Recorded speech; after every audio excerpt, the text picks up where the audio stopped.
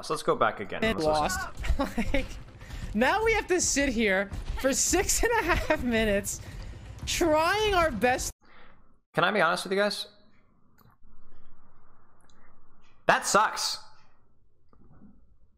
You let them push 132 meters? Are you kidding me? Do you know how bad that is? Do you know how many team fight loss? That's like 4 losses in a row. Or maybe 2 or 3 with terrible, terrible staggering.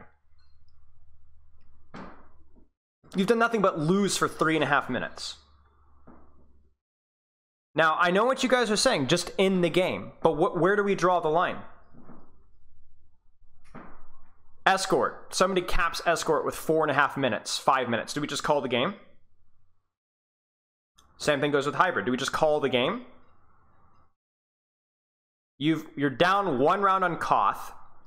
The other team is 99-0, and you've just used all of your ultimates, or 90-0 and just used all your ultimates. Do we just call it the game? Like, asking, I'm not saying that I understand the frustration, but acting as if this hasn't been a thing in every single game mode in Overwatch's history is dishonest. Think back to exactly 2 CP. It's just as bad, right? We capped 2 CP in overtime, and they capped with 5.5 minutes left.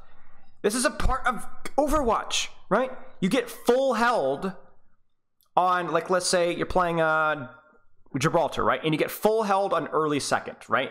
The enemy team is probably going to win, and you're going to have to sit around for probably 4 or 5 minutes at least to find out if they win, if not more.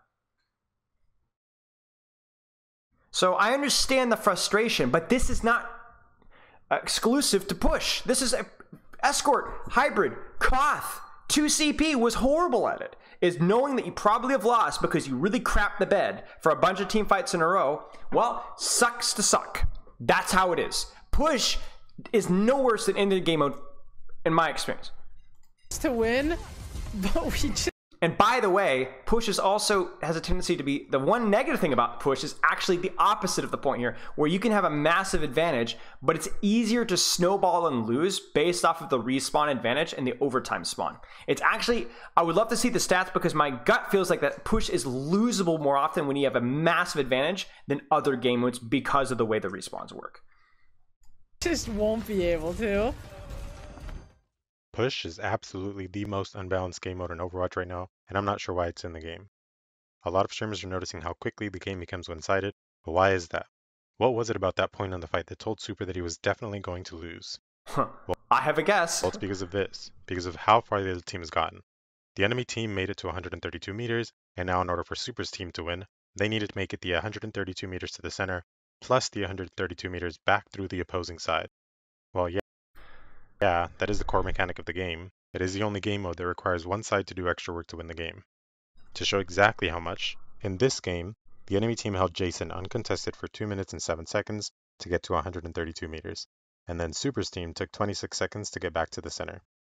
And then they need to control Jason uncontested for 2 minutes and 7 seconds.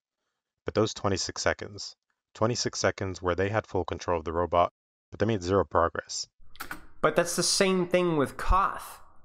When you win a team fight in Koth, you can have an active team fight breaking out on point in Koth, where both teams are trading back and forth.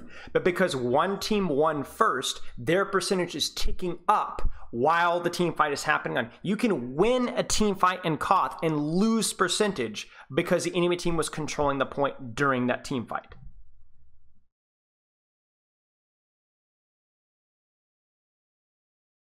And the same thing happens. There's other ways to exploit payload mechanics as well. Literally payload. If you play, there are literally strategies. Goats was born by going to cart, dying on cart, and doing it over and over and over again, even though you lose 1, 2 fights. The thing about spawn camping on Dorado, right? Or Route 66. You can die in cart, you could die in cart again, and then you can win because you have a lot of ultimates, and you can burn 3.5 minutes, 3 minutes off the time clock, and only win 1 fight, but full hold on first point. You could win 1 fight, or maybe at most a recontest. 1.5. You could go 50-50 with team fights and full hold somebody on first point. I'm not saying the points here aren't, like, this is mathematically correct. Yes, they got punished for losing first. But shocker, this is not exclusive to push. This is Overwatch. That is objective game modes, right? I mean, it even makes sense in real life. If I get an advantage first off on you, you have to work that much harder to beat me, right? Why? How's that fair? So in 26 seconds, all Super did was walk Jason from his spawn to 0, and with 26 seconds, the enemy team has all the time it needs to regroup. Imagine if you were playing Control and the enemy team got up to 80%, and once your team got the point, you had to wait 26 seconds for your percentage to start climbing. That's not fair at all. That's not fair at all. That makes no sense. So why does it make sense for push? Why is there a huge stretch of... Because the difference, though, that's an unfair comparison, right? Because yes, he's right. Of course he's right. I'm not saying that he's wrong, but that's like, but when you're, for example, imagine if the robot didn't stop moving when you had control of the robot until every single member of your teammate within a 20-meter radius died. Imagine if there's no such thing as contesting the robot. You had to wipe the enemy team and then the robot stopped moving, right? That's what Koth does. That's what Koth does. That's the same thing. So yes, Koth doesn't have a 25 seconds, but Koth punishes you for not cleanly and quickly winning the team fight because you bleed out more and more and more and more objective percentage by not cleanly winning the team fight out.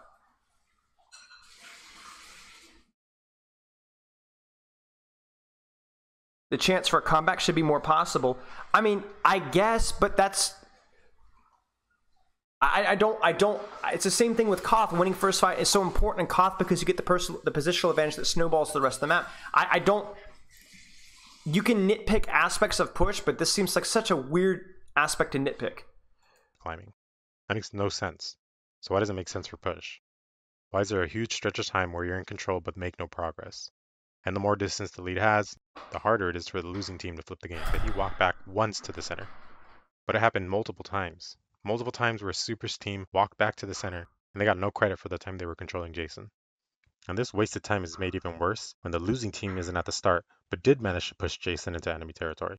If one team has a lead at 139 meters, and the losing team has Jason at 138, the losing team could hold Jason from 139 on one side to 138 on the other, win every single fight on the way there, hold Jason uncontested for 54 seconds, and just because they lose the very last fight, they will still lose the whole match. But what allowed this guy to get 139? Right? Right? I mean, this is just the nature of objective, guys. It's not just about the like. I don't know if we need to like start having a game mode where we just have team fight counters. You won 7, you won 6. You guys win the match. Congratulations. But that's just objectives. You can win more team fights and lose the map because you lost the fights that mattered around the objective. You can lose a team fight, but if you stall for 50, 60%, it's almost like winning a free team fight. Even though you didn't actually win, though. It's the same thing with Escort. If you die on cart versus staggering out, you allow yourself more leeway for winning fewer team fights and still winning the map. This is not push specific. This is the game of objective Overwatch. This is how it works.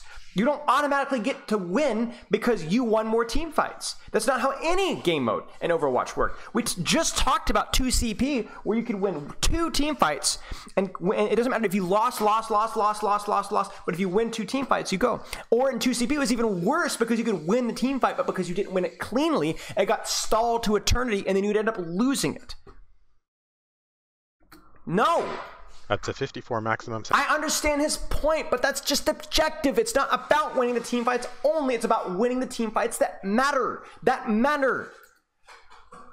Seconds of wasted time that can be walked back and forth multiple times with no real change in the game. How in the world is this a mode? But they won the team fights that matter. They did more than you. This is just... Okay, hold on. Cut the cameras, slow down, let's take a minute. Okay. So yes, this sir. hypothetical situation that I was talking about where one team pushes it all the way and the other team has to push it all the way into the enemy territory, since I had recorded all this a week ago, it wasn't something that I had actually seen until a couple of days ago on Super Stream. Full disclosure, And I told you the respawn advantage with push, I would love to see actual stats in this because I might be dead wrong. But my gut says that reverse sweeps happen more often with push because the overtime respawn timer is more relevant with push than it is with Koth, Escort, or Hybrid. So it's easier to snowball, oh, we were behind. In fact, that actually, I would go so far to say my problem with push is that it's too easily losable when you have a massive advantage. You've done all the hard work and then you lose to a respawn timer, an overtime respawn timer. Because we won 4 team fights in a row, but because we lost the 2 team fights at the end when we had OT spawns, we lose the map. Right? I would say it's the opposite of his point. The opposite. he was playing Quick Play, and he was playing with Daff, who wasn't an Overwatch streamer, and they were messing around at the start, which lost them the lead. But I counted every single second that each team had control of Jason. It wasn't perfect, but what I got was that the enemy team was pushing Jason for about 2 minutes and 57 seconds, and Super's team was pushing for about 3 minutes and 15 seconds. So that means they had 18 extra seconds that they were in control, but they still lost the game. That's the problem that I'm trying to get at. They had control for 18 extra seconds, but they still lost. 18 seconds in a game like Overwatch is a long time. A lot of things can happen in 18 seconds. But they had control when it mattered. They won the fights when it mattered. They won the fights in a row. They pushed the objective further. I'm not saying that just because it's an objective game, it's flawless, it's perfect. But that's just a very lazy logic. You know what I'm saying? That's like saying, I woke up in the morning, I put in more hours than you, therefore I should be richer than you. Well, no, that's not how that works. Games have been flipped and lost. Like, objective game is about objectively winning the most important fights or getting the most actionable pushing out of it, right? You win by pushing the barrier, not walking the robot around. And in any other game mode, if you had control for 18 extra seconds, you'd win. And this time of 18 extra seconds... And by the way, this wouldn't apply in Koth either. Imagine if we counted the amount of time that the overtime timer was red, or that the objective, the control point was red, versus the control point was blue. But like, let's say that you were stalling, and you finally won. You could have a team red controlling the point for 3 minutes, and team blue controlling the point for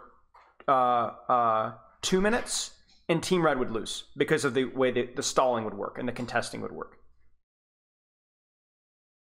Same thing with Escort. We talked about you can legitimately be again, we literally talked about you could lose more team fights in Escort and still win the map. Is pretty much in line with what I explained later on about one team needing to control for longer to win, and it just doesn't scream like a balanced game since that's the way it works.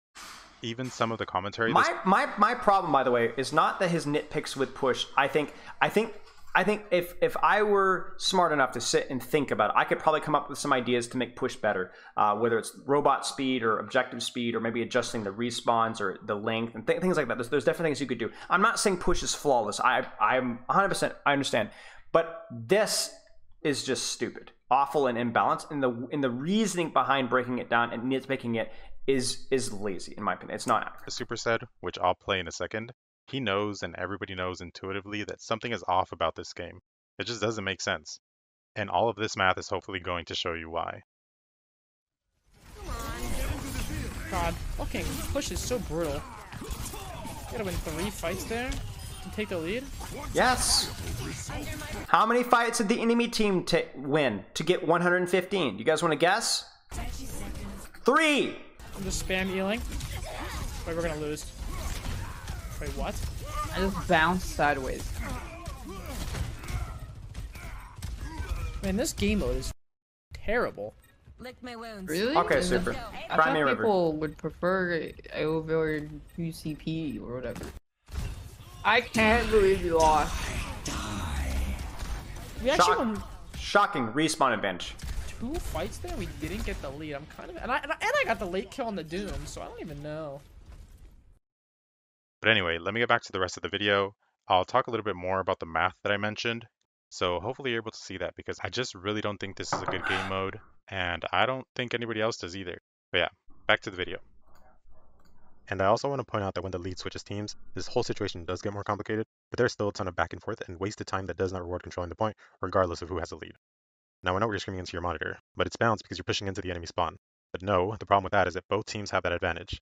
If you push 100 meters into enemy territory, they have the advantage. And if they push 100 meters into your territory, you have the advantage. It doesn't balance or cancel out the 26 wasted seconds. This is the same as maps that people say have oppressive high ground that favors defense. Yeah, maybe they do, but in comp when you switch sides, the opposing team has that same oppressive high ground. That's balanced because both teams have a turn being on the crap spot. There are no modes besides push where you have control for a timing at zero benefit from it. Now, you might also be thinking, but once they get back to the center, both teams basically have the same distance to travel. Sort of right, but while the distance is the same, but once they get back to the center, both teams basically have the same distance to travel. Sort of right, but while the distance is the same, if the leading team wins, Jason is going to sprint back to his spot by the time the team regroups. If the losing team wins, then they walk very slowly into the enemy territory. But that's because you never pushed it far enough to begin with. The enemy team, to get that lead, had to deal with Jason moving really slowly, right? This is even made worse by the ult economy since the leading team has that lead because they won more fights and therefore are more likely to have more ult charge for the next fight. That's true. That's true. But that again is compensated by the positional gap, whereas the defenders, the losers, generally have better positioning. I mean, take a look at Colosseo and New Queen Street. That's a perfect example. Esperanza a little less so. Really not good positioning for attackers. It's rough. Let's take a look at the actual math that goes into push. For starters, Jason pushes at 1.04 meters per second, and he walks back while not pushing at 5.28 meters per second. This means that if a leading team has an advantage of 50, the other team needs to move 106 meters in order to win. Because the leading team has it at 50, the losing team needs to move at 50 to the center, plus the 5 meters of neutral ground, plus another 50, plus 1. So that's where that number comes from. It's this times 2 plus the 5 neutral meters plus 1 more to win the game. This means that if the lead team had the point at 50 meters, then that means that they were in control for 48.08 seconds. And the losing team, in order to win, would need to have control for 58.51 seconds. That's 10 extra seconds that they need to control the point for. Shocking.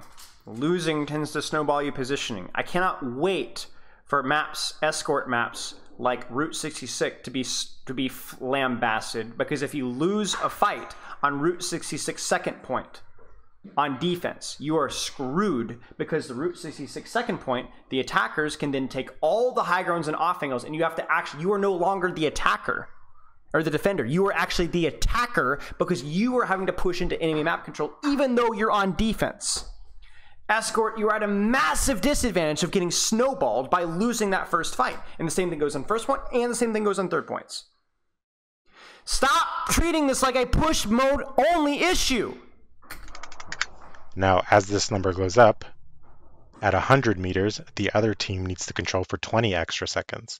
And in Super's case, the team got it to 132 meters over 2 minutes and 7 seconds, which is correct, about 120 seconds. I mean, am I crazy? This gap is not that long. Like, this is a 25-second gap here. Like, I don't know. 7 seconds. And Super's team spent 26 seconds walking back. And remember, this is compensated, this push time, by, again, defenders get advantageous positioning. Actually, you know what? That doesn't really count. Never disregard. Neutral ground. That was just time that was wasted. He still needs to walk the 132 meters plus the neutral ground plus 1 meter in order to win the match. How does this make sense? Why is it that depending on how much one team has moved, it changes the amount that the other team has to move? Snowballing. Winning first fights matters in any game mode. Sorry. Now for comparison... And I love how he brings up old economy as a real issue as well, despite that literally being an issue in literally every game ever as well. Let's look at control. Control is the only other game mode where both teams are working towards controlling the objective during the same round. In control, both sides get 1% for every 1.2 seconds they're in control of the point. This means that if one team is at 50%, they took 60 seconds. Shocking, ladies and gentlemen. To get there. If the other team... Let's just disregard, again, we talked about this, isn't it? This is dishonest because I'm not saying it's purposefully dishonest. I think this is short-sighted because to capture the point, you have to win a fight, and during which case, while the fight is going on, even if you are winning, even if you win, if the enemy team stalls it out, they don't even have to play to win the fight. They can just play to stall and abuse the tick percentage running. Is that 50%? At 50% every 1.6. what the other team needs, pointed together in the same way that these are, affect how much the loser needs to move. Why created graphs to show how likely it is that a team will win if the user on the Overwatch to move. Why is that? It doesn't make sense. A user on the Overwatch competitive subreddit even created graphs to show how likely it is that a team will win if they have the lead. The bigger the lead is, the more likely the leading team will win. Team will. I mean, yes. I mean, this is not even that egregious. Look at this, guys. 60%. This is less. You have if you are with half of the game mode gone, if you have done very well, you have a 58% chance of winning the team fight. The way that we can translate this is if you have a better time bank and escort, like let's say a significantly better time bank and escort, not even, right, a minute or two, right? You have a 58% chance of winning the team fight. I don't even know how accurate these numbers are, right? Like we don't know the majority of number, like the percentage of numbers that this was taken from, but I don't get this. If this was I would instead like to compare this to first fight win percentage on push compared to Koth and escort. That's what I would prefer to compare it to. Because first fight should have an impact on the game. In other words, whoever wins the first fight should win a majority of the time. But I feel like that majority compared to how many team fights over the course of the game mode should be something like 53 or 54%, right? So if we check push and first fight ends up being like 60%, right? And then then that would be a concern. But the funny thing is I would bet that Koth is higher first fight win percentage than pushes. I would bet. I might be wrong, but that's what I would bet. Will win if they have the lead. The bigger the lead is, the more likely the leading team will win. This, again, is not the same as control. One team could have 9% or 99%, and that lead does not make it so the losing team has to work harder. Yes, it does. Yes, it does. Yes, it does. Because you have to retake into their space and then capture the percentage all the way through. And remember, they're stalling while you're fighting. And notice that we haven't talked about first fight win percentage on Koth compared to first fight win percentage, or even just fight win percentage based off of. Imagine if we took it, if you can get Koth to 99%, how would that compare? You know, I don't know. This is where are the numbers here? Where's the math? But in push, the more of a lead a team has, the more time the other team has to waste walking back. The caster and coach Avril even said about this mode that never in the history of Overwatch has there been a game mode where the first fight win matters more. So if you do we know this? I respect Avril, but show me the money. Show me the money. You gonna make a claim like that? Show me the money. In the first fight, you get to move Jason into your territory, and the losing team has to waste their time going back to 0. He goes on to say, if you lose like 3 fights in a row, I think you're done. There's still like 5 minutes left, but you can just call the map, which is exactly what happened in Super's game. Really? Show me the money. Show me the money. And here's a clip from Sleepy Stream. This was back in mid-June when this video came out that he's watching, and he was talking about how he feels push is first fight focused, which again, he's not the only person that thinks that, but here's what he says. A lot of different like locations where a lot of I'd be honest, 2CP greater than push or what? great fights I kind of don't know. can happen. Push seems very first fight sided. A lot of And then I made You're not real. This isn't really something that you're including in a math video essay, right? a comment in his stream, which he highlighted.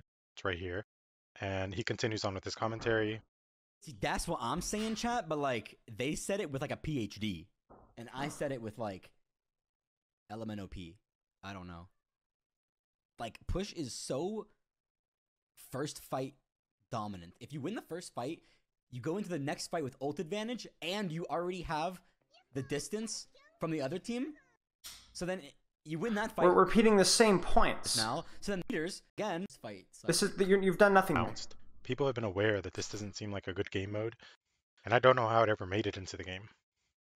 And I don't think I have. See, okay, this is what ticks me off. This is the type. This is the same kind of stuff that I'm used to hearing from like Zarya's is fundamentally broken. The devs are stupid idiots. I don't know what they're doing. Like, imagine thinking that this hero was balanced. You're such an idiot. Like, what a bunch of B with all its problems was more balanced than this. But that first fight advantage is push specific. Overall, this is just not a great When you lose first fight and push, you lose ult charge, high ground position, and distance right. No, you do not lose high ground position. You do not lose high ground position. In Koth, you lose ult charge, you lose positioning, and you lose capture percentage. The only fundamental imbalance part about push, which to me is no more egregious than any other game modes fundamentally imbalanced, is the fact that you have to re-push the bot back to center before you push it again. That's the one imbalanced part. Every other game mode, when you lose a fight, you lose ult charge, you lose position, and you give up distance. Okay? Push, you actually gain better positioning by losing, because every subsequent fight loss puts you in a better and better defensive position, at least on New Queen Street and Colosseo. I haven't played enough Esperanza to really know for sure, where the attackers get worse and worse positions. Now, you can theoretically push up the top, but a lot of those things are really difficult. We actually theory crafted on London how we would waste ultimates just so we could, on high ground, just so we could push the bot a little bit further because the low ground position was so terrible. The moving the bot to 0 before pushing is a fair critique of push in terms of it being difficult to balance. But it is no worse than dying on cart and escort providing you a disadvantage, the snowball positions on escort providing you a disadvantage where defenders are actually attackers, Koth being able to stall despite losing the team fight. All of those things are matter. And in fact, even things like Koth where you lose the first fight and you also lose positioning, that's another factor that we have to consider. And I remember what I said, the overtime mechanics of push make it more snowbally than I think any other game mode. Outside of like overtime pushes on like escort. Because the game mode is so short and you can win multiple fights. I've seen people literally full cap with 2 team fight wins because of the OT rule.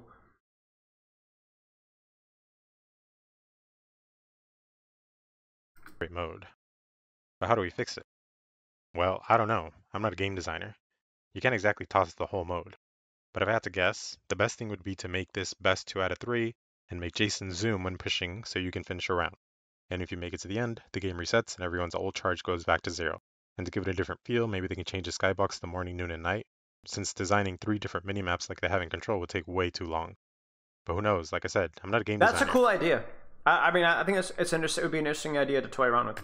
I just refuse to play this game mode. But who cares? Who am I? If it were up to me, I think we should boycott it. But I'd much rather get attention on it so they can fix it. And I really wasn't going to make this video, but I don't feel like anybody's talking about this. It's a really unbalanced mode, and it really just needs attention. Now, after all of that, my math is not wrong by a lot. My assessment that no other game mode lets you control the point, yet get 0 benefit, it's true. But I do concede that I may be wrong in saying that it's a problem. Maybe it's not. Who knows? Maybe you disagree and think I appreciate the humility. Maybe it is. And I do appreciate the video too. Feel free to let me know in the comments. I think if nothing else, like I appreciate the effort put into the video, and I think there are some good points about, again, the fact the robot has to reset. I have to give, like, that is something that is a little bit tricky about the game mode. But again, we have to bring this up. I'm not going to rehash my points over again, but every single mode in Overwatch has fundamentally imbalanced parts about it. Escort, hybrid, Koth, and push. My argument is that I do not think push has more imbalanced parts than any of the other game modes. In fact,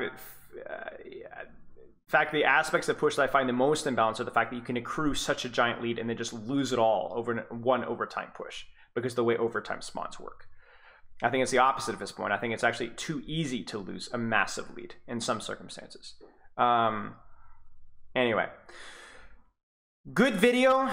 Don't agree at all with the points, but a good video. I'm not going to even really rate this one. I don't think it's fair to rate this one because I don't think that this is something that we can just describe as fact or fiction. I think there was a lot of fact and there was a lot of fiction, but I think it's something that I would need to know more numbers on the actual game mode itself, so I'm not really in a comfortable position. I can critique it and give my input, but I'm not in a position to say whether it's a load of crap or not, like I could with actual educational content, like a VOD review. So, beefed, scuffed, don't know. I don't agree with the points, but I'm not in a position to really grade. Not really in a position to really grade. I hope that makes sense, y'all. Very, very interesting video, though. Very interesting.